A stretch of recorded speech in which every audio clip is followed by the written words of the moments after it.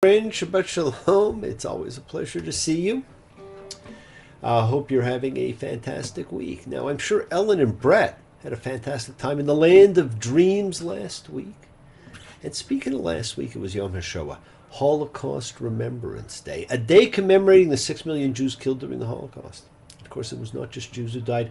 We must remember all of the needless death. We say never again. But we must ensure it is never again for anyone, for everyone. Light a candle, plant a tree, sing a song, celebrate those innocents who died. Remember them. Do not let them die in vain. And I hope those, of you who, had a chance to observe, did observe, but you can observe at any point in time. That's what I'm saying. Take the time now, light a candle, sing a song, celebrate them.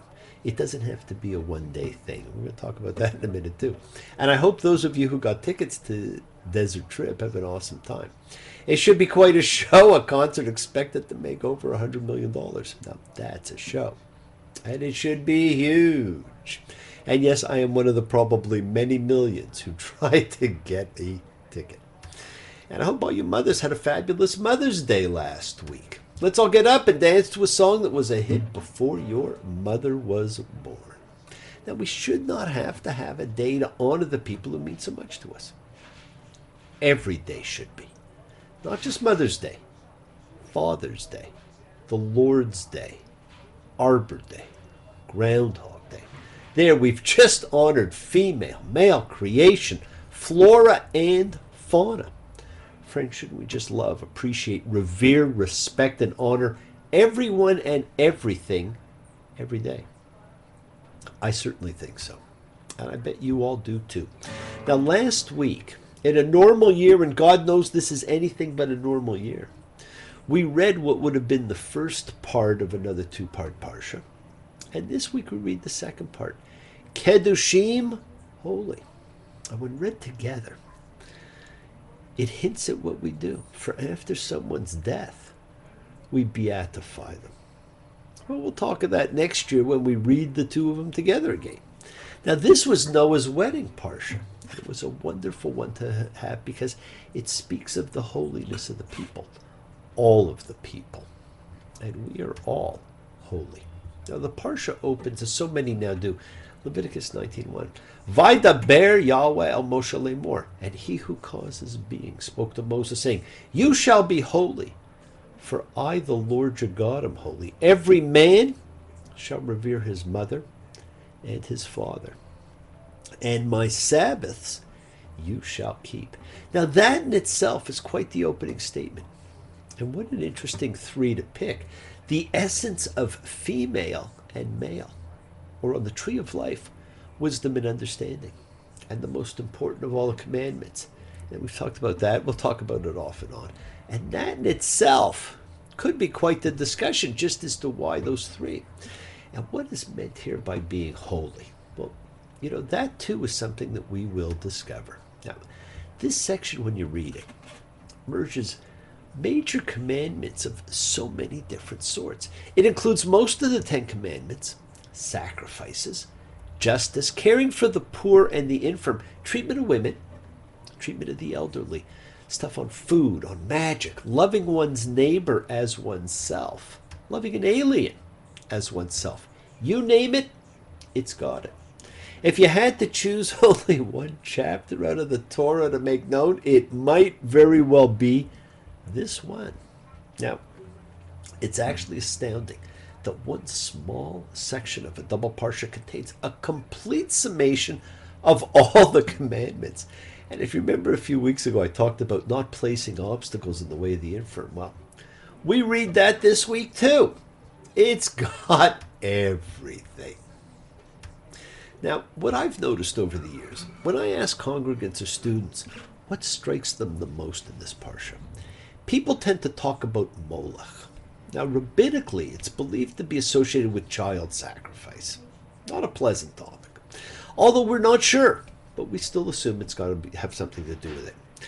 And if they don't talk about Molech, they're drawn to the parts about ghosts and spirits, The things we don't normally talk about, and it's about things we don't understand, or things we don't believe in or accept. The spirit world is a world we work pretty hard at to convince people does not exist. Hey, they're both fascinating, simply fascinating parts of this parsha. And they both are interesting in their own ways. But perhaps one of the more interesting things about both, although rarely mentioned, is they have the same penalty associated with them. You shall be cut off from your people. Now, why is that so bad? So you go live somewhere else. Not such a big deal. Some people even relish moving away from their families. Except what the Torah is talking about has much larger implications here. We were told that those who did not observe Passover would also be cut off. To biblical man, this was all connected to Olam Haba, the world to come. The spiritual afterlife, something mainstream Judaism does not talk that much about, but up until 200 years ago or so, was very much a significant part of the religion.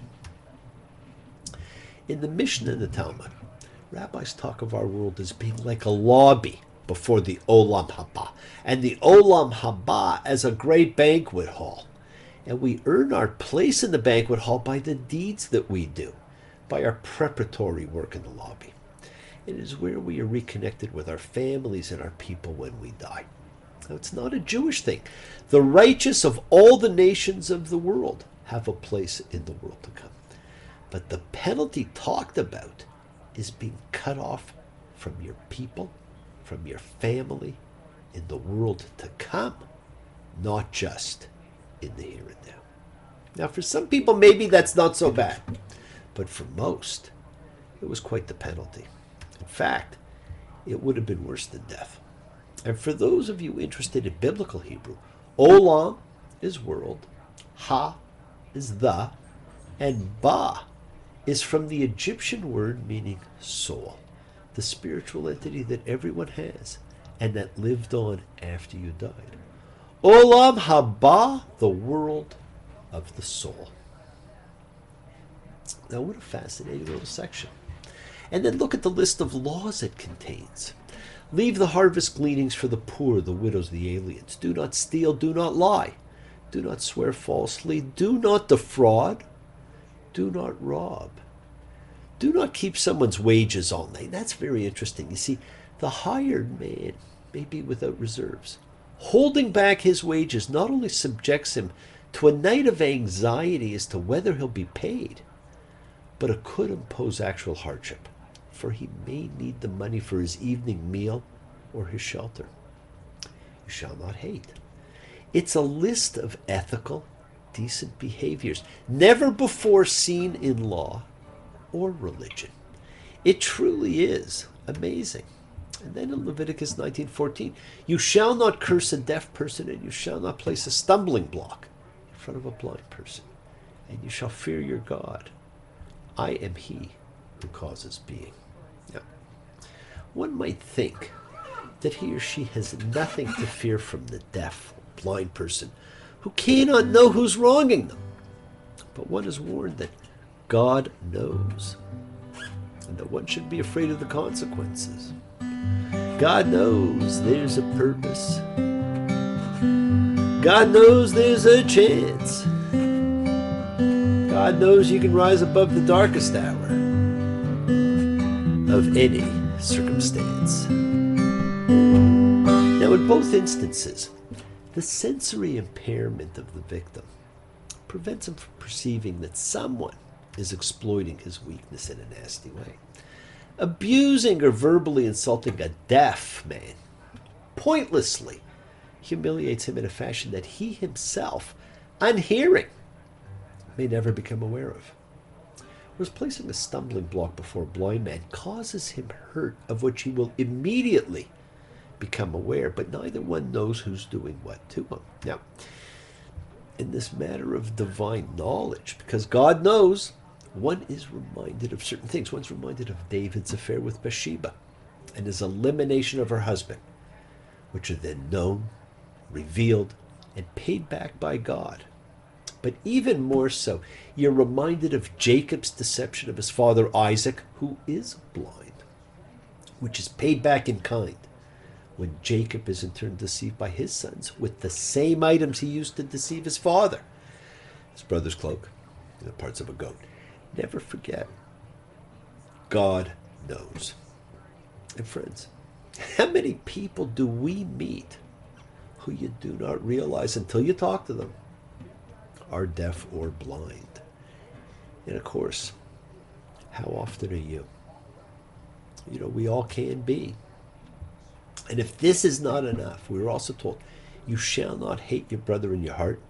You shall criticize your fellow, so you shall not bear sin over him. Now, what's this about? This is about karmic debt. If one fails to tell a person that he is doing wrong, then you bear some of the responsibility for the things that this person goes on to do that might have been prevented. We are our brother's keeper. The list ends in an amazing fashion, and you shall love your neighbor as yourself. Now, the people of Israel are commanded to love all human beings, not just their own people, no matter how one understands the term. And this is extraordinary. Here in the law of Leviticus, which is completely saturated with the concept of distinction between priest and layperson, between holy and secular, between pure, impure, between Israel, other nations, between good and bad, and sometimes simply between what's permitted and forbidden with absolutely no reason given, contains this one exception, which ironically is perhaps the most famous line in the book, namely, you shall love your neighbor as yourself. Yes, my friends, be holy because I am holy. The command is specifically to be holy as God is, to live a life of holiness as defined for a human being, because God is holy. We should have no distinctions. Now, every year during the High Holy Days, we stand on our tiptoes and 3 times go Kadosh, Kadosh, Kadosh. You know, that simply means holy, holy, holy. We do not have to wait for special days. You are always holy. And note the progression that we've seen here. Love yourself. Love your neighbor. Love the alien. Love God. Over the years, this tiny little section has been known as the Holiness Code. And for good reason. Now there's spiritual warfare. Flesh and blood breaking down. You either got faith or you got unbelief. And there ain't no neutral ground. The enemy is subtle. Howbeit we are so deceived when the truth in our hearts, and we still don't believe. Believe in yourselves, my friends. Believe in yourself all the time. The world is sacred. So is everything in it. Express your gratitude, light a candle, make a wish. Celebrate your life and the lives of those you love. Share your feelings with them. Live free, be free, honor your freedom, be well, be happy, be blessed. Share and honor the light and all who live in the light and continue to shine. Continue to send everybody you know goodwill and love. Pray for peace and freedom for everyone, and end to terror and hatred. Remember, friends, we are a community. We learn together, we celebrate each other, we love each other. Share this ride together, men and women equally. Let us send out love, not fear. Send out peace, harmony, good healing to all who need it. And please do learn to live, in love. Learn to forgive the people that you need to forgive. Open your hearts. Honor all the relationships of your life. And as I say all the time, tell those you love that you love them. Take advantage of the time you have.